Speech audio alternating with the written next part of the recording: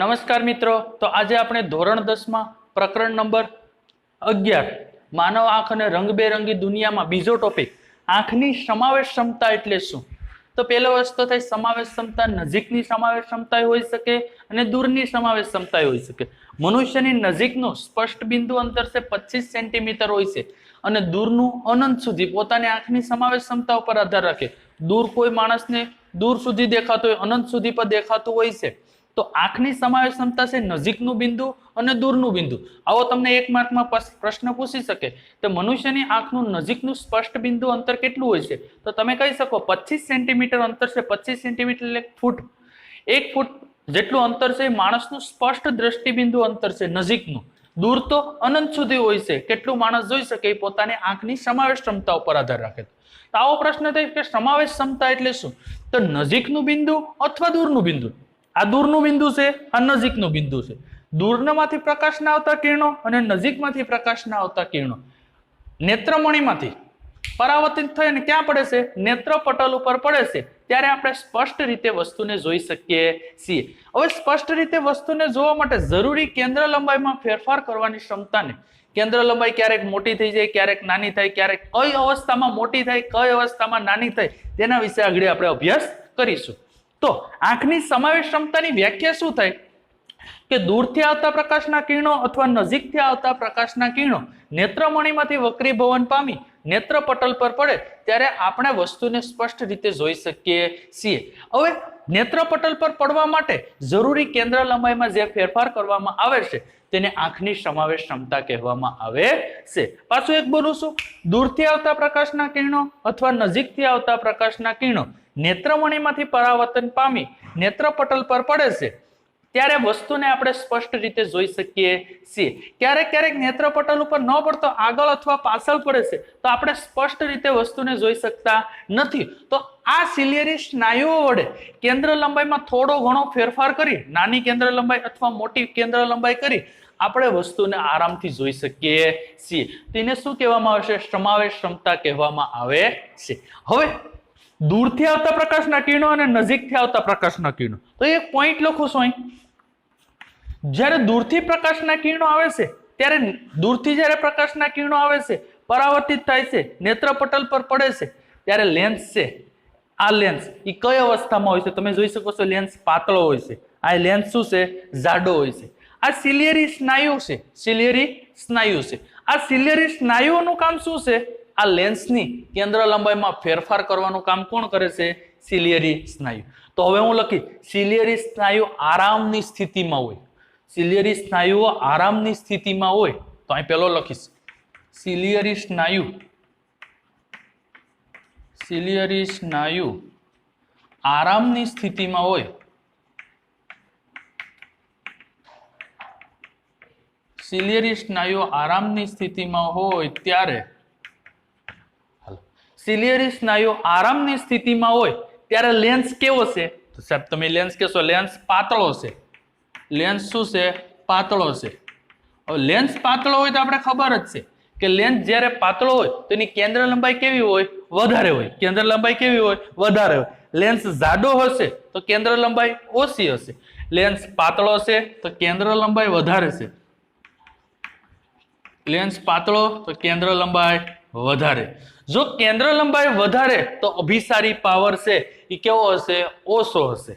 તો એ લખીશ અભિસારી પાવર ઓછો હશે. અભિસારી પાવર ઓછો. જો અભિસારી પાવર તમારી પાસે આંખનો ઓછો હોય, આંખનો પાવર ઓછો હોય તો તમે દૂરની વસ્તુને સ્પષ્ટ જોઈ શકો પણ નજીકની વસ્તુને સ્પષ્ટ રીતે જોઈ શકો નહીં. તો હવે પાછો હું એરો મારું છું. તો અભિસારી પાવર જો ઓછો હોય તો દૂરની વસ્તુને સ્પષ્ટ રીતે જોઈ શકો છો. તો અહીં લખું દૂરની વસ્તુને સ્પષ્ટ રીતે જોઈ શકાય છે. સ્પષ્ટ રીતે જોઈ શકાય. જો મેં એરો માર્યો છે ખાસ ધ્યાન રાખવાનું છે. આ બાજુ એરો છે બધા. હાલો હવે સાહેબ એક પોઈન્ટ થઈ ગયો આ આકૃતિ વિશે કે જ્યારે સિલિયરી સ્નાયુ આરામની સ્થિતિમાં હોય, હાવ મુક્ત અવસ્થામાં હોય ત્યારે લેન્સ પાતળો હોય છે. લેન્સ પાતળો હોય તો કેન્દ્ર લંબાઈ વધારે હોય. કેન્દ્ર લંબાઈ વધારે હોય તો અભિસારી પાવર ઓછો હોય. જો અભિસારી પાવર તમારા આંખનો ઓછો હોય તો તો દૂરની વસ્તુને તમે સ્પષ્ટ રીતે જોઈ શકો છો. આના માટે તો અહીં લખી સિલિયરી સ્નાયુ તંગ સ્થિતિમાં, સિલિયરી સ્નાયુ કેવી સ્થિતિમાં? તંગ અથવા સંકોચિત, આવો શબ્દ વાપરી શકાય, સંકોચિત સ્થિતિમાં. હાલો તો હું અહીં લખીશ હવે સિલિયરી સ્નાયુ, સિલિયરી સ્નાયુ સંકોચિત અવસ્થામાં હોય, સિલિયરી સ્નાયુ સંકોચિત અવસ્થામાં હોય ત્યારે, સિલિયરી સ્નાયુ સંકોચિત અવસ્થામાં હોય ત્યારે શું કરશું આપણે? જો અહીં સિલિયરી સ્નાયુ આરામની સ્થિતિમાં હતું ત્યારે લેન્સ પાતળો હતો, આમાં લેન્સ શું છે? જાડો. તો અહીં લખીશ લેન્સ જાડો હશે, લેન્સ જાડો હશે. જો લેન્સ જાડો હોય તો કેન્દ્ર લંબાઈ ઓછી હોય, લેન્સ પાતળો હોય તો કેન્દ્ર લંબાઈ વધારે હોય. તો અહીં લખીશ કેન્દ્ર લંબાઈ ઓછી હશે. જો કેન્દ્ર લંબાઈ ઓછી હોય તો અભિસારી પાવર કેવો હોય? વધારે હોય. તો અહીં લખીશ અભિસારી પાવર વધારે હોય, અભિસારી પાવર વધારે હોય. જો અભિસારી પાવર વધારે હોય તો તમે નજીકની વસ્તુને સ્પષ્ટ રીતે જોઈ શકો છો. જો અભિસારી પાવર ઓછો હોય તો દૂરની વસ્તુને સ્પષ્ટ રીતે જોઈ શકો છો. અભિસારી પાવર વધારે હોય તો નજીકની વસ્તુને સ્પષ્ટ રીતે જોઈ શકીએ છીએ. તો અહીં લખીશ નજીકની વસ્તુને, નજીકની વસ્તુને સ્પષ્ટ રીતે જોઈ શકીએ છીએ, સ્પષ્ટ રીતે જોઈ શકાય છે. હવે પોઈન્ટ પૂરો થઈ ગયો છે. એકવાર પાછો કહી દઉં છું, આંખની સમાવેશ ક્ષમતા એટલે શું? નજીકમાંથી આવતા પ્રકાશના કિરણો, દૂરથી આવતા પ્રકાશના કિરણો નેત્રમણીમાંથી વક્રીભવન પામી નેત્રપટલ પર પડે છે ત્યારે આપણે વસ્તુને સ્પષ્ટ રીતે જોઈ શકીએ છીએ. ક્યારેક જો આપણે વસ્તુને સ્પષ્ટ રીતે જોઈ શકતા ન હોય, જો નેત્રપટલની આગળ અથવા પાછળ પ્રતિબિંબ પડતું હોય તો સિલિયરી સ્નાયુની મદદથી લેન્સની કેન્દ્ર લંબાઈમાં થોડો ઘણો ફેરફાર કરે છે. આપણે ક્યારેક ખબર છે એકદમ તડકાવાળા વાતાવરણમાં જાય તો ઘડીક 1 થી 2 સેકન્ડ પૂરતી તમારી આંખ છે ખુલતી નથી. શા માટે? કે એનું પ્રતિબિંબ કાંક તો આગળ પડે છે, કાંક તો પાછળ પડે છે, એટલા માટે આપણે દેખાતું નથી. પણ તમે 2 થી 3 સેકન્ડ પછી જોશો તો આ સિલિયરી સ્નાયુ છે કેન્દ્ર લંબાઈ કાંક તો વધારી દેશે, કાંક તો ઘટાડી દેશે. તો તમને થોડો સમય પછી તમને વ્યવસ્થિત દેખાવા વળગી જશે. તમે એકદમ તડકામાંથી અંધારા ઓરડામાં આવો, થોડોક અંધારો ઓરડો તો તમને ઘડીક ઝાંખું દેખાય છે. શા માટે? પ્રતિબિંબ કાંક તો આગળ પડતું હશે, કાંક તો પાછળ પડતું હશે, નેત્રપટલ ઉપર પડતું હશે નહીં. પછી સિલિયરી સ્નાયુની મદદથી આ નેત્રમણીની સાઈઝ છે નાની મોટી કરી શકે અને પ્રતિબિંબ છે નેત્રપટલ ઉપર પાડી શકાય. તો આને આંખની સમાવેશ ક્ષમતા કહે છે. જો લેન્સ દૂરથી આવતા પ્રકાશના કિરણો, દૂરથી આવતા પ્રકાશના કિરણો નેત્રમણીમાંથી વક્રીભવન પામી અને નેત્રપટલ ઉપર ત્યારે આપણે સ્પષ્ટ જોઈ શકીએ છીએ. હવે સિલિયરી સ્નાયુ કઈ સ્થિતિમાં હોય? તો સિલિયરી સ્નાયુ જ્યારે આરામની સ્થિતિમાં હોય ત્યારે લેન્સ પાતળો હશે. યાદ રાખવાનું છે સિલિયરી સ્નાયુ, આ બે સિલિયરી યલો કલર, આરામની સ્થિતિમાં હોય ત્યારે લેન્સ પાતળો હોય. લેન્સ પાતળો હોય તો હંમેશા યાદ રાખવાનું છે કેન્દ્ર લંબાઈ વધારે હોય. કેન્દ્ર લંબાઈ જો વધારે હોય તો અભિસારી પાવર ઓછો હોય. જો અભિસારી પાવર ઓછો હોય તો તમે દૂરની વસ્તુને સ્પષ્ટ રીતે જોઈ શકો, નજીકની વસ્તુને જોઈ શકો નહીં. તો હવે સિલિયરી સ્નાયુ તંગ અથવા સંકોચિત અવસ્થામાં હોય ત્યારે, તો સિલિયરી સ્નાયુ સંકોચિત અવસ્થામાં હોય ત્યારે લેન્સ જાડો હોય. લેન્સ જાડો હોય તો કેન્દ્ર લંબાઈ ઓછી હોય. કેન્દ્ર લંબાઈ ઓછી હોય તો અભિસારી પાવર વધારે હોય. જો અભિસારી પાવર વધારે હોય તો તમે નજીકની વસ્તુને સ્પષ્ટ રીતે જોઈ શકો છો. આ રીતે આપણે કોઈ પણ પ્રશ્ન છે એ વ્યવસ્થિત આકૃતિ સહિત સમજાવી શકીએ છીએ. અહીંયા આંખની સમાવેશ ક્ષમતાનો ટોપિક પૂરો થાય છે. તો આજનો ટોપિક છે લઘુ દ્રષ્ટિની ખામી અથવા માયોપિયા એટલે શું? લઘુ દ્રષ્ટિની ખામી અથવા માયોપિયા કોઈ પણ રીતે પ્રશ્ન પૂછી શકે છે. બેમાંથી કોઈ પણ પ્રશ્ન પૂછાય, માયોપિયા પૂછાય કે લઘુ દ્રષ્ટિ પ્રશ્ન પૂછાય, બે એકના એક જ છે. તો પહેલા લઘુ દ્રષ્ટિની ખામી કોને કહેવાય? હું લઘુ દ્રષ્ટિની ખામીની એક વ્યાખ્યા લખું છું. જેને નજીકની વસ્તુ સ્પષ્ટ દેખાતી હોય, જેને નજીકની વસ્તુ સ્પષ્ટ દેખાતી હોય, દૂરની વસ્તુ અસ્પષ્ટ અથવા દેખાતી ન હોય તો તેને લઘુ દ્રષ્ટિની ખામી છે તેમ કહેવાય છે. હું અહીં લખું છું, કોઈ વ્યક્તિને નજીકની વસ્તુ કોઈ વ્યક્તિને નજીકની વસ્તુ સ્પષ્ટ દેખાય છે,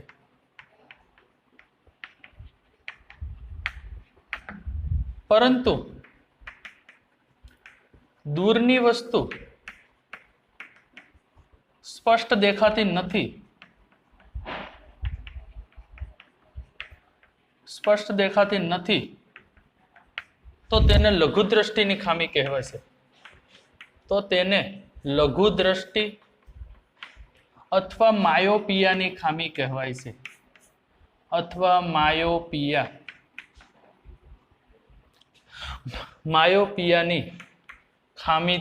ખામી કહેવાય છે.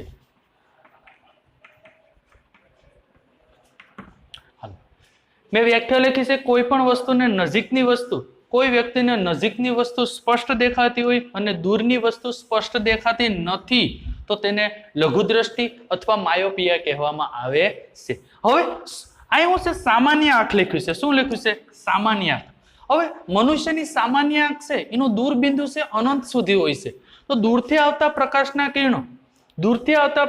કિરણો નેત્રમણીમાંથી વક્રીભવન પામી, નેત્રમણીમાંથી વક્રીભવન પામીને ક્યાં પડે છે?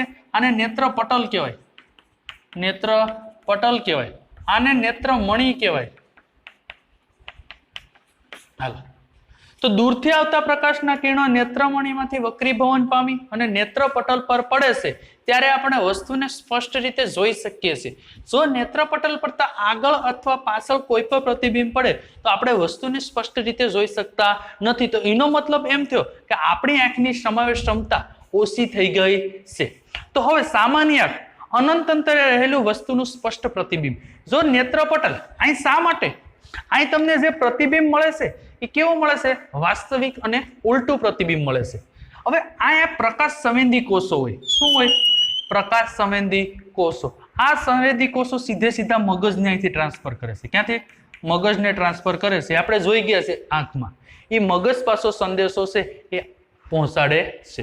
તો આપણે સમજાઈ ગયું સામાન્ય આંખ માટે તો સ્પષ્ટ પ્રતિબિંબ અહીંયા જ પડે છે નેત્રપટલ ઉપર.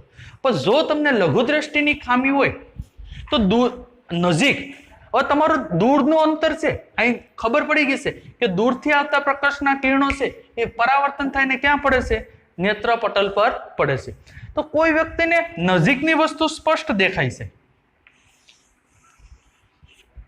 દૂરની વસ્તુ સ્પષ્ટ દેખાતી નથી. તો અહીંથી જોજો, આ નજીકનું બિંદુ છે, અહીંથી નેત્રમણીમાંથી વક્રીભવન પામીને સ્પષ્ટ રીતે નેત્રપટલ ઉપર પડે છે. એનો મતલબ એમ થાય કે વસ્તુનું પ્રતિબિંબ જોઈ શકાય છે. પણ જો દૂરથી આવતા, આ અનંત અંતરેથી દૂરથી આવતા પ્રકાશના કિરણો છે નેત્રમણીમાંથી વક્રીભવન પામી નેત્રપટલ કરતા આગળના ભાગમાં થાય છે, તો અહીં તમારું જો પ્રતિબિંબ પડતું હોય તો તમે કોઈ દિવસ વસ્તુને સ્પષ્ટ રીતે જોઈ શકો નહીં. જો પ્રતિબિંબ નેત્રપટલ ઉપર પડે તો જ વસ્તુને આપણે સ્પષ્ટ રીતે જોઈ શકીએ છીએ. નેત્રપટલના આગળના ભાગમાં કોઈ પણ પ્રતિબિંબ પડે તો વસ્તુને આપણે સ્પષ્ટ રીતે જોઈ શકતા નથી. તો હવે હું એમ કરીશ કે દૂર બિંદુમાંથી તેનું ક્યાં આવી ગયું હોય છે? દ્રષ્ટિબિંદુ નજીક આવી ગયું હોય. ક્યાં હોય? નજીક. તો નજીકમાંથી આવતા પ્રકાશના કિરણો નેત્રમણીમાંથી વક્રીભવન પામી અને નેત્રપટલ ઉપર પડે છે. પણ દૂરથી આવતા પ્રકાશના કિરણો નેત્રમણીમાંથી વક્રીભવન પામી નેત્રપટલ કરતા આગળના ભાગમાં પડે છે. તેથી વસ્તુ આપણે સ્પષ્ટ રીતે જોઈ શકતા નથી. તો હવે આ ખામીને નિવારવા માટે શું કરવું પડે? અહીં આપણે માયોપિયા વ્યાખ્યા તો લખી છે. તો સામાન્ય માટે આંખ માટે લખવું હોય તો આપણે લખી શકીએ. એક મુદ્દો લખી નાખું છું કે લઘુ દ્રષ્ટિની ખામીવાળા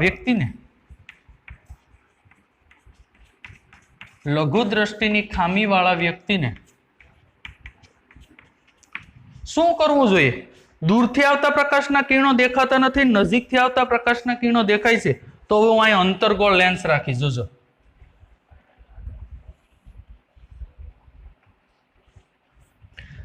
હું અહીં જો એક ચશ્મા રાખી દઉં, આપણે ચશ્મા બરોબર પહેરીએ છીએ, જો અંતર્ગોળ લેન્સ રાખી દઉં જેને લઘુ દ્રષ્ટિની ખામી છે, જેને હું અંતર્ગોળ લેન્સ પહેરાવી દઉં, તો હવે આ પ્રતિબિંબ છે જે આ બ્લુ કલરનું એ ડાયરેક્ટ ક્યાં પડશે? અહીં પડશે. જોજો હું આકૃતિ અહીં દોરું છું.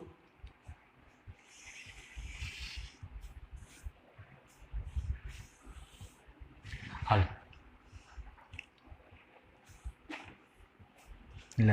જો દૂરથી આવતા પ્રકાશના કિરણો એક જ લખું છું, દૂરથી આવતા પ્રકાશના કિરણો જો હું અહીં એક લેન્સ રાખી દઉં, અંતર્ગોળ લેન્સ, તો હવે આ દૂરથી આવતા પ્રકાશના કિરણો નેત્રમણીમાંથી વક્રીભવન પામીને આગળના ભાગમાં જમા થતા હતા, પણ જો મેં લેન્સ રાખી દીધો તો હવે ડાયરેક્ટ સીધે સીધા ક્યાં જમા થશે? નેત્ર પટલ ઉપર. તો આપણે વસ્તુને સ્પષ્ટ રીતે જોઈ શકીએ છીએ. હવે લઘુ દ્રષ્ટિને ખામીને નિવારવા માટે, લઘુ દ્રષ્ટિ ખામીવાળી વ્યક્તિને નિવારવા માટે, લઘુ દ્રષ્ટિની ખામી નિવારવા માટે તો અહીં લખી શકીશ અંતર્ગોળ લેન્સનો ઉપયોગ કરવો જોઈએ. કઈ લેન્સનો? અંતર્ગોળ લેન્સનો ઉપયોગ કરવો જોઈએ.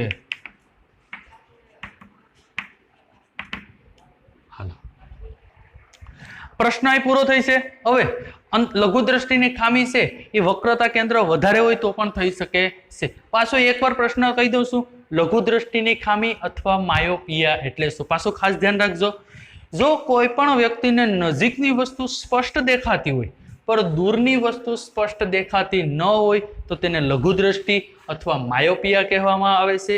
હવે સામાન્ય આંખ કેવી હોય?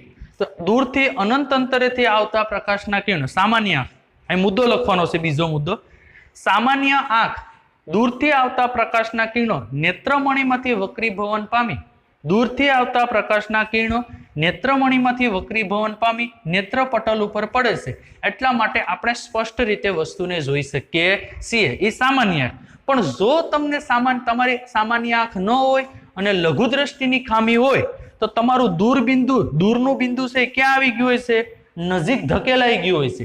એટલે નજીકથી આવતા પ્રકાશના કિરણો, યલો કલર, નજીકથી આવતા પ્રકાશના કિરણો નેત્રમણીમાંથી વક્રીભવન પામી નેત્રપટલ ઉપર પડે છે, એટલે નજીકની વસ્તુ તમે જોઈ શકો છો. પણ દૂરથી આવતા, બ્લુ કલર, દૂરથી આવતા પ્રકાશના કિરણો નેત્રમણીમાંથી વક્રીભવન પામી નેત્રપટલના આગળના ભાગમાં જમા થાય છે, એટલા માટે વસ્તુને આપણે સ્પષ્ટ રીતે જોઈ શકતા નથી. તો આ લઘુ દ્રષ્ટિની ખામી નિવારવા માટે જો તમે તેની આગળ અંતર્ગોળ લેન્સ, કઈ લેન્સ? અંતર્ગોળ લેન્સ ગોઠવવામાં આવે તો અંતર્ગોળ લેન્સ તમે ગોઠવો તો પછી દૂરથી આવતા પ્રકાશના કિરણો પણ નેત્રમણીમાંથી વક્રીભવન પામી નેત્રપટલ ઉપર પડશે. પહેલા ક્યાં પડતા હતા? નેત્રપટલ કરતા આગળના ભાગમાં. જો અહીં તમે ચશ્મા ગોઠવી દો અંતર્ગોળ લેન્સ તો હવે નેત્રપટલ ઉપર પડશે. તો એનો મતલબ એમ થયો કે તમે લઘુ દ્રષ્ટિની ખામી નિવારી શકો છો. તો આ તમારો પ્રશ્ન હતો એ પૂરો થાય છે. સાથે સાથે લઘુ દ્રષ્ટિની ખામી, 1 માર્કમાં આવો પ્રશ્ન પૂછાય છે, લઘુ દ્રષ્ટિની ખામી નિવારવા માટે કયા પ્રકારના લેન્સનો ઉપયોગ કરશો? તો લઘુ દ્રષ્ટિની ખામી નિવારવા માટે અંતર્ગોળ પ્રકારના લેન્સનો ઉપયોગ કરીશું.